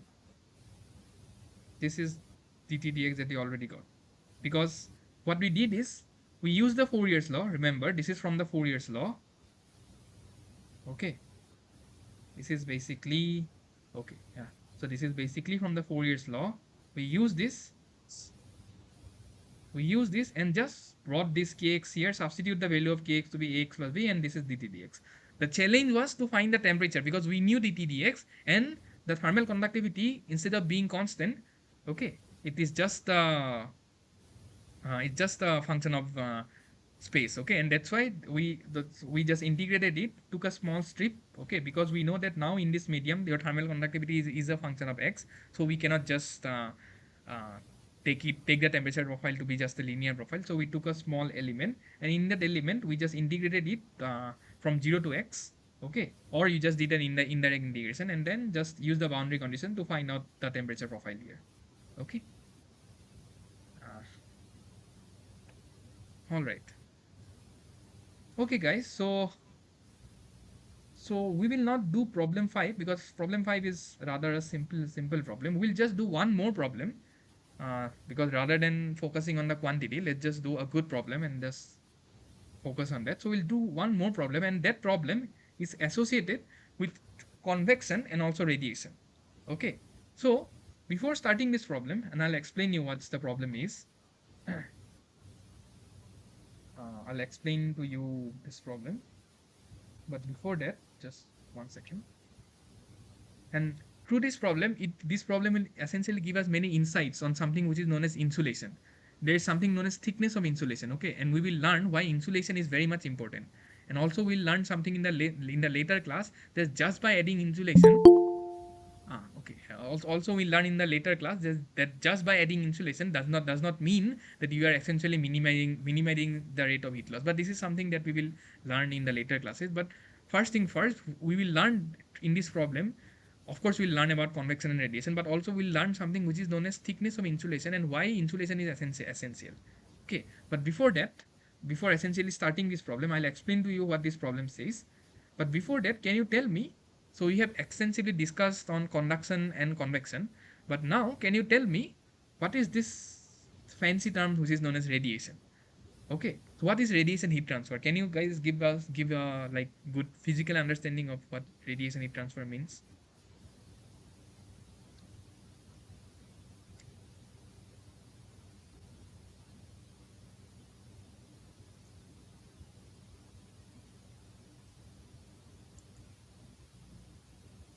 Yeah. Yes, electromagnetic wave by material above 0 Kelvin. Yes, yes, emission of EMF.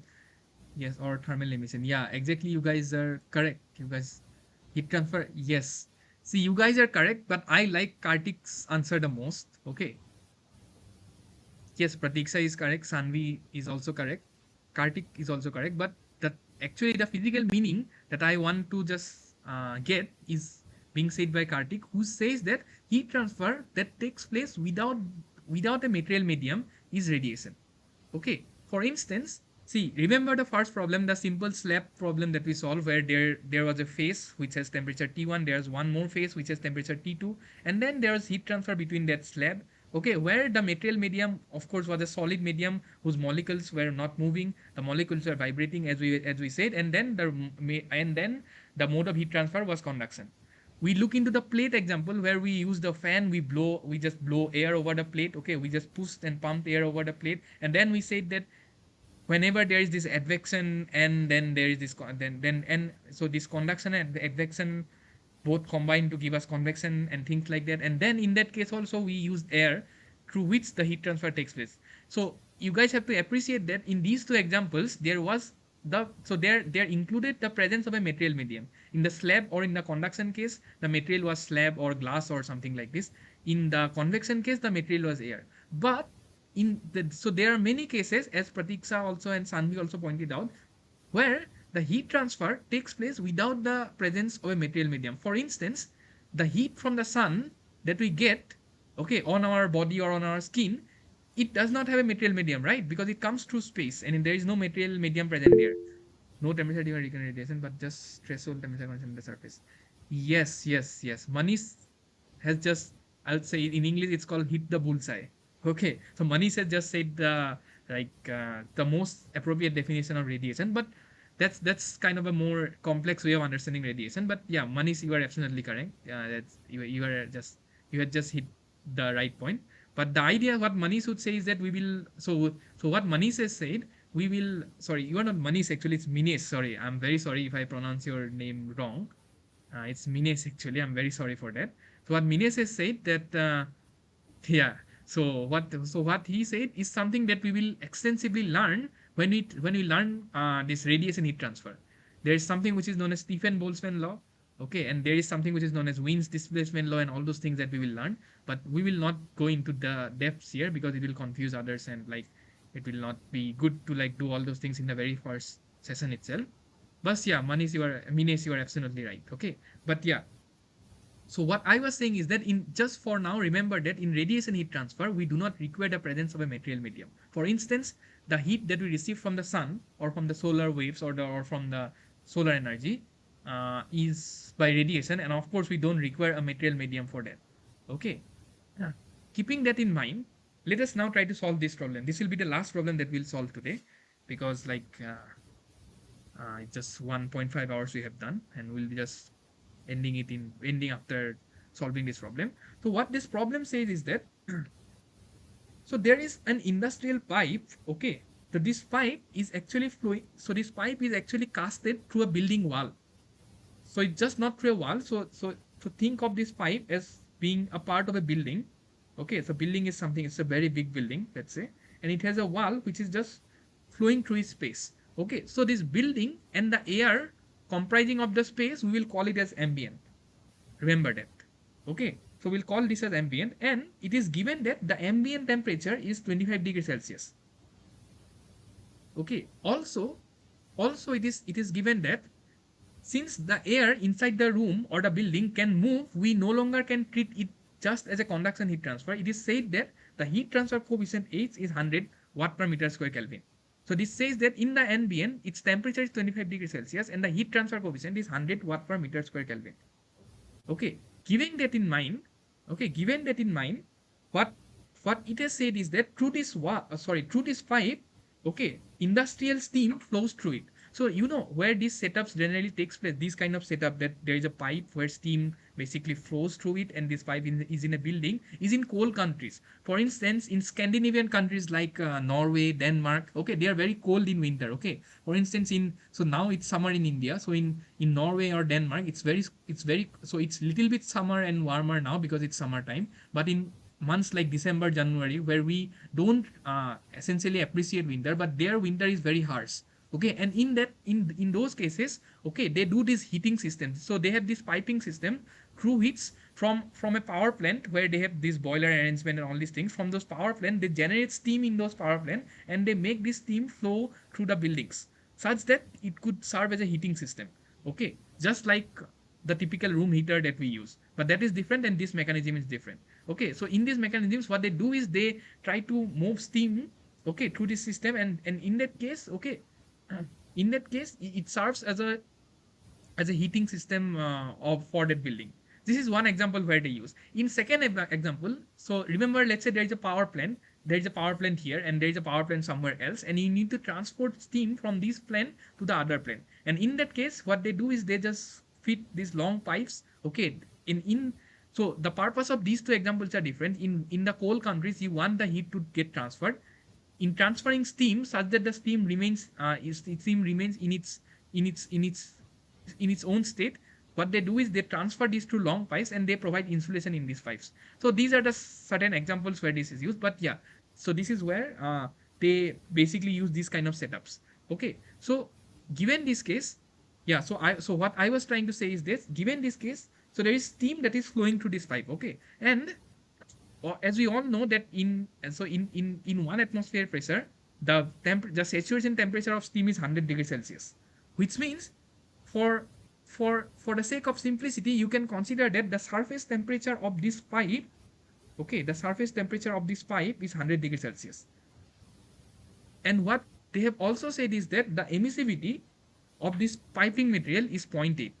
Okay, this emissivity, the inclusion of this emissivity in this problem is an idea that we need to also take care of this radiation heat losses that will take place from this pipe, from the surface of this pipe to the ambient. Okay, and then they have given the dimensions. The diameter of the pipe is 100 mm, the length is of course 25 mm. Okay, so this is the physical setup that is given. I'll again like simplify it. So there is industrial steam that is flowing. The temperature of this steam is 100 degrees Celsius, and you are asked to assume that the surface temperature of this pipe is also 100 degrees Celsius. That means there is no heat losses between the steam and the pipe. Okay, that's an assumption that we are taking. And the ambient is a building, okay, which have airs and then concretes and all those things, whose temperature is 25, and the heat transfer coefficient is 100 watt per meter square Kelvin. And of course, the dimension of the pipe that is attached in the building is given to you. Given this case, what they have asked is first to find out the rate of heat loss. This is the first thing that they have asked us. The second thing is something that is very important. Okay, first thing first, we'll calculate the rate of heat loss. The second thing is what they are saying is that the annual cost of heat loss if the steam is generated in a gas fired boiler having some efficiency, and if you are using natural gas in that boiler is some rupees, okay, is $0.02 per megajoule. So what they are saying is that in the second question, what they are asking us is that first evaluate the rate of heat loss from the physical system. Second, if you know the rate of heat loss, then estimate how much. So what they're saying is that for a gas fired boiler having an efficiency of 90%, if for 1 megajoule you are investing $0.02 for that heat loss, then what is the cost that we must incur annually in order to reduce. So basically in order, so what is the cost that we must incur annually for the heat loss that is being taking place? Okay, is this second part clear or not? And this, how do you reduce the heat loss, this is something that we will see later on. Okay, so now tell me, is this clear or not, or I need to explain it again? Like, I'll be happy to do it so, but is this clear to you or not? The problem, the physical description of the problem, and what are we supposed to find? Is this clear to you? The first one and the second one.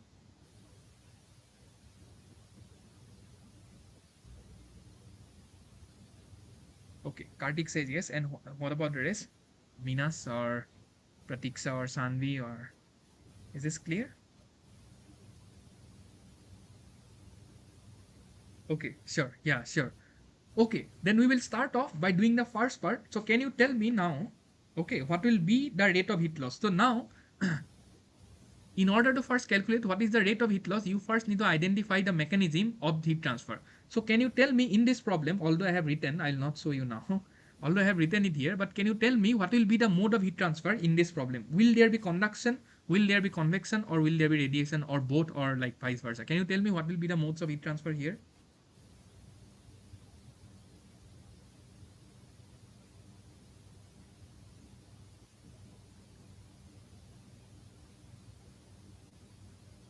Think about it. Radiation plus conduction. Okay. So, okay. So Pratiksha has come up with an answer. It's radiation plus conduction. I would say, Pratiksha, you are partly correct and partly incorrect. And I'll explain you why that is the case. But anyone else? So just look at this system. There is a steam that is flowing. Convection plus radiation, says Sanvi. Okay. So there's a steam that is flowing. Okay. And I'm saying that for the sake of simplicity, the temperature of the flowing steam is equal to the temperature of the pipe, which is 100 degrees Celsius. And then there would be heat loss from this pipe to the ambient. Okay. Yeah. So now I'll tell you why it will be. So I would say Sanvi's answer is correct. It will be convection plus radiation. And I'll explain to you, Pratiksha, why this is the case. So for you have said that there is radiation, as so Sanvi said, and this is absolutely correct. That is because you have so emissivity of the pipe is given, which means that there would be a radiation heat transfer as well. Okay, but it will be convection and not conduction due to the following thing. Okay, so this ambient, they have said that instead of giving thermal conductivity of air, they have given it as a heat transfer coefficient, number one. So when they give heat transfer coefficient, always remember there would be convection heat transfer. This means that the air around this steam pipe is not stationary, and it bears a heat transfer coefficient of 100 watt per meter Kelvin. Had this been said that okay, the thermal conductivity of air is so and so, then we could have said that okay, there would be radiation heat transfer and conduction heat transfer. But in this case, since the heat transfer coefficient is given, as we have said, as we have seen in the plate example. Remember the plate example where the fan was blowing, and I had said that the rate of heat transfer is h times a times the temperature difference, that is basically the Newton's law of cooling. Okay, that example that we said. So there we studied something which is known as heat transfer coefficient, and that heat transfer coefficient arises because of this convection heat transfer taking place. Okay, so it's radiation plus convection and not radiation plus conduction. Okay, so yeah, so we'll do this. So first let's So first, let's do this. I think I hope you are clear with that, Pratiksha. Uh, let's do this. So the rate. So first of all, what do we need to calculate? We need to calculate this rate of heat loss, and for that we just need to find the rate of heat transfer. So the rate of heat transfer will now be Q convection plus Q radiation. Okay. So Q convection. Can you tell me what will be Q convection? Just give it a try.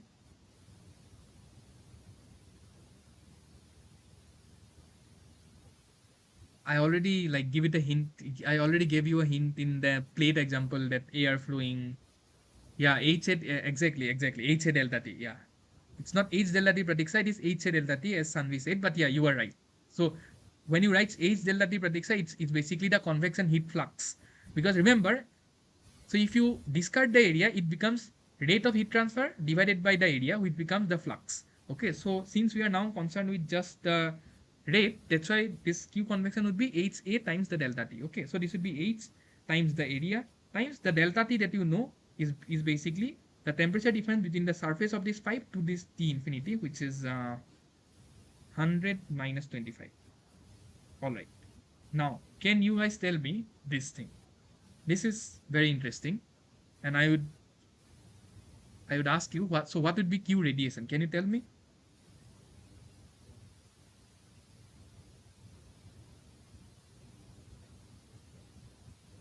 Can you tell me what is Q radiation if you guys have watched this week's lecture? Stefan Boltzmann law. Exactly. Kartik said is correct. Yes. Yes. Ts to the power 4 minus T into the power 4. Yes, exactly. It's Stephen Boltzmann law that we will use. Okay. That's very good. And I think you guys have a question, one question in the assignment. That's a very simple question on Stephen Boltzmann law. This problem is I mean, much involved than that question, but yeah, it's similar to that. Okay. So Q radiation uh, will be, as you guys have said, it is will use Stephen Boltzmann law, which says that the radiation heat transfer is the radiation heat transfer is emissivity multiplied by something which is known as the Stephen Boltzmann constant, which is sigma times T surface raised to the power 4 minus T infinity raised to the power 4. So it's the fourth power of the temperature. It's the difference of the fourth power of the temperature. Okay. Now, what is the value of this? Can you tell me? What is the value of sigma and what is the unit of sigma?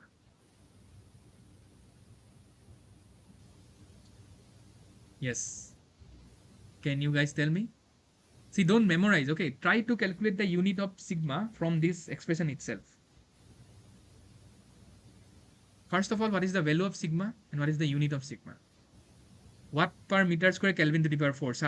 That is exactly right by Sanvi. Okay. And what is the value? Can you remember? So it's okay if you guys don't remember. I'll give you a trick to remember it. So the unit of sigma Sanvi has rightly pointed out. Yes, yes, exactly. It's 5.67 into 10 to the power minus 8. Okay. So this is so sigma का जो value है it's 5.67 into 10 to the power minus 8. Okay, and its unit, as you can see, so see, just compare this with this. It is an unit of watt. Okay, it is an unit of watt. This emissivity does not have any unit, and this has an unit of Kelvin to the power 4. Okay. So, okay. Sanvi, you just remember. So, there would be an area here also. Sorry. And yeah. As Sanvi said, yeah. So, this area I was missing. So, this would be watt. Okay. This area would be meter square and this would be Kelvin to the power 4. So, the unit of sigma is 5.67 into 10 to the power minus 8 watt per meter square Kelvin to the power 4. Okay.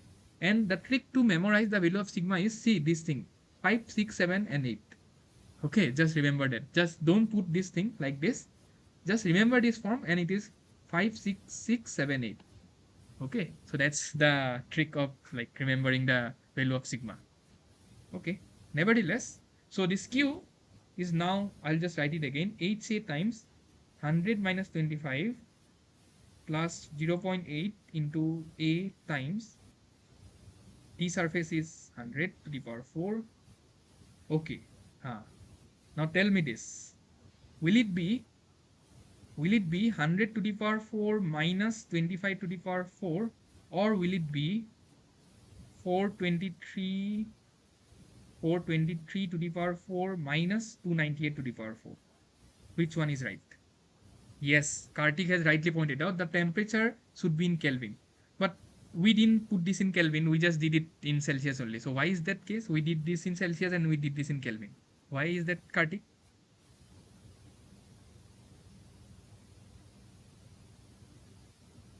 Can you tell me? See, we did this in Celsius only, right? But this we are saying this should be in Kelvin. Why is that?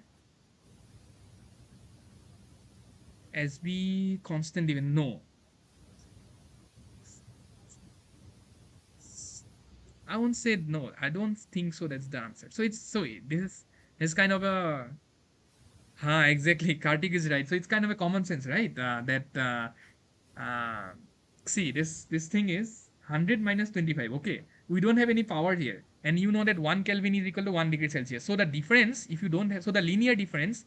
Okay, if there's a linear difference, then you subtract Kelvin and Celsius. It's just the same. But see, this is a 4 power difference. Okay, this is the 4 power difference. So see, 30 minus 25 and 30 to the power 4 minus 25 to the power 4 is different. Two different things, right? So since the difference of Kelvin and Celsius are same, so long as their power is 1, you can just do this thing. But so long as their power is not 1, you cannot just put the Celsius in place of Kelvin. Sanvi, are you clear on this? So this is wrong actually. Is it fine? Okay, good. So this would just be okay. So this would just be Q into HA. Yeah, I'll just write it. 100 minus 25 plus 0.8 A 423 raised to the power 4 minus 29 raised to the power 4. Actually, Sanvi also said it correctly. I think you interpreted that only. That, see, this, okay, I forgot to multiply one thing, the sigma thing here, okay. There should be a sigma also. Sorry for that. And this sigma value is this 5.67 in 10 power minus 8. Yeah. So I think Sanvi also said it correctly because, see, this unit of sigma is what per meter square Kelvin to the power 4. So this is in Kelvin to the power 4. Okay, this means you also need to write this in terms of Kelvin only. So yeah, Sanvi, I'm sorry for that, but you are right actually. I hope you implied that only. But the more mathematical, like a more kind of more common example is that this difference in power is basically what essentially drives the fact that it should be in Kelvin and not in Celsius. Okay, but yeah, okay, that's fine. That's all good. But just now tell me, I have like so I have not written one thing, then this area. So like deliberately I'm waiting for you to tell me that what is this area. Is this cross sectional area or it's something else? Now you guys need to tell me on this. That what is this area? And the hint I would say is that, so what did I say in the first problem? That the area is always perpendicular to the direction of heat transfer. So now you guys need to think that in which direction heat transfer taking place. Is heat transfer taking place from the cross-sectional faces of the pipe, or it is taking place from somewhere else? This is the most important part of the question of this problem. What is the area that we must consider?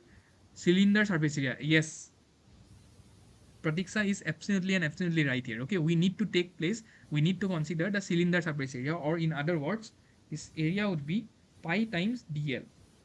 Okay, and just try to understand why is the case. See, this surface temperature is basically the temperature on the surface of the cylindrical pipe, right? And heat transfer is basically taking place from this surface to the ambient, which means the area that is perpendicular to the direction of heat transfer is the surface area of the cylinder, as Pratiksha have rightly pointed out. And this is equal to pi times dl. Okay, and that's why your area would be pi dl. Okay, so area is this, and your h is given in the question, which is what? Which is 100 watt per meter square Kelvin. Okay, h is your 100 watt per meter square Kelvin. Your d and l are given. Your d is what? D is 100 mm. So if you convert it into meter, it would be 0.1 meter, and your L is 25 mm, 25 meter.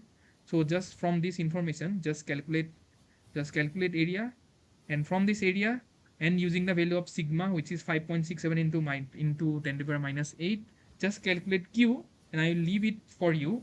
Okay, so your Q, just verify, it should come out to be 18405 watt. Okay, so this is the heat loss. So this Q is basically the heat loss that is being taking place from the pipe. Okay, and now we will see that how much money actually is being invested in order to. So how much money, I will not say it is invested, how much money is actually lost for this heat loss that is taking place. Okay, so for that we will solve the second part. Okay. So but before this, if you have any questions, just let me know.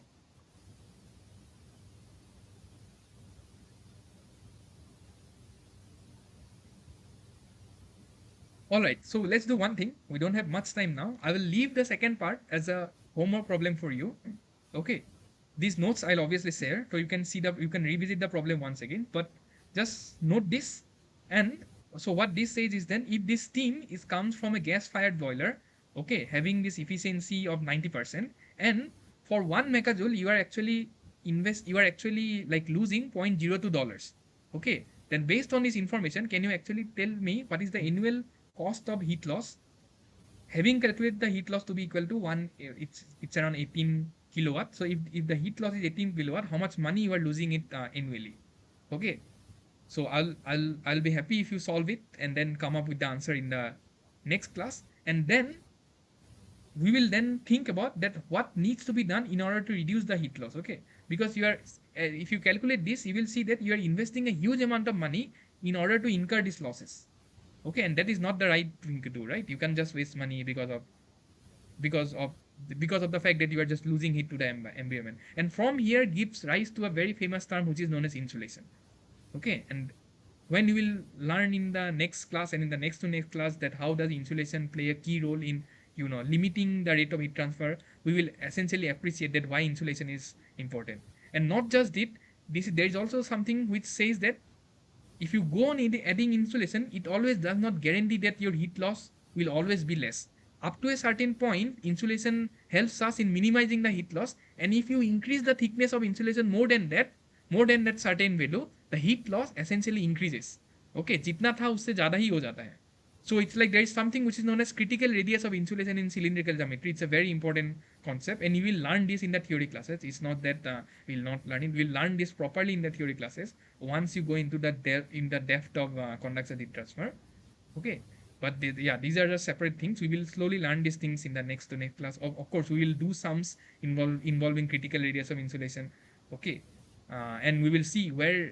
So based on this critical radius of insulation, it essentially distinguishes the insulating material. So which application do you need to use which insulating material, and all these things we will learn. Okay, but yeah, so the bottom line is that we will do this in the next class. But in this week, based on this heat loss that you calculated, can you just give me an estimate of what will be the annual cost of this heat loss?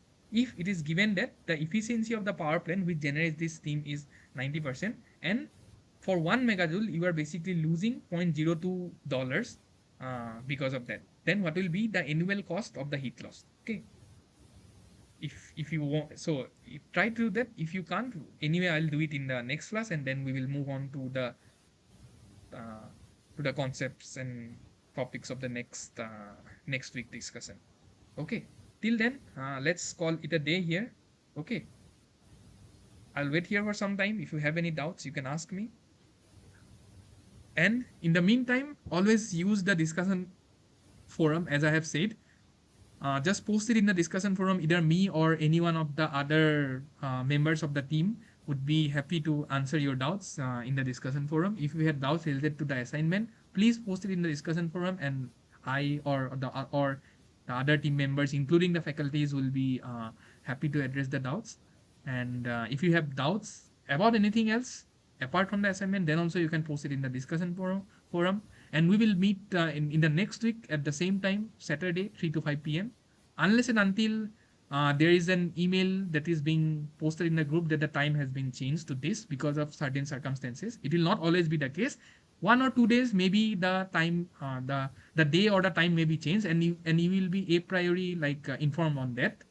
But on other days when there will be no changes, okay, for instance, the next week and the week after that, okay, we will meet on Saturday at the same time, 3 to 5 p.m. Okay. And of course, you will be informed every week that there will be a live session, and the joining link will also be provided. It's not that it's the first time you're informing. So there will be a reminder that will be going to your emails and in the course website as well. Please attend these classes. This will be of immense help to you in solving the assignments and for appearing in the exam if you have registered for an exam. Okay. Uh, I would end here today. If you have any doubts, you can ask me in the next class. The next class will be in next week, that is Saturday from 3 to 5, as you have said. Yeah, thank you. Welcome, Pratik sir. Yeah, thank you. So we will meet then in the next class. There will be reminders of the online session. Please attend this session. And if by chance you miss the session, there will always be recording of this session, and these lecture notes will be posted in the website. Do visit them. And if you have any doubt, just post it in the discussion forum. Thank you very much, guys, for attending. Please attend these sessions. It would be it would be I would have it would be great fun for me to be learning together this very important concepts of heat transfer. Okay. With this, I would end this session today. Thank you very much. So I'm ending the session.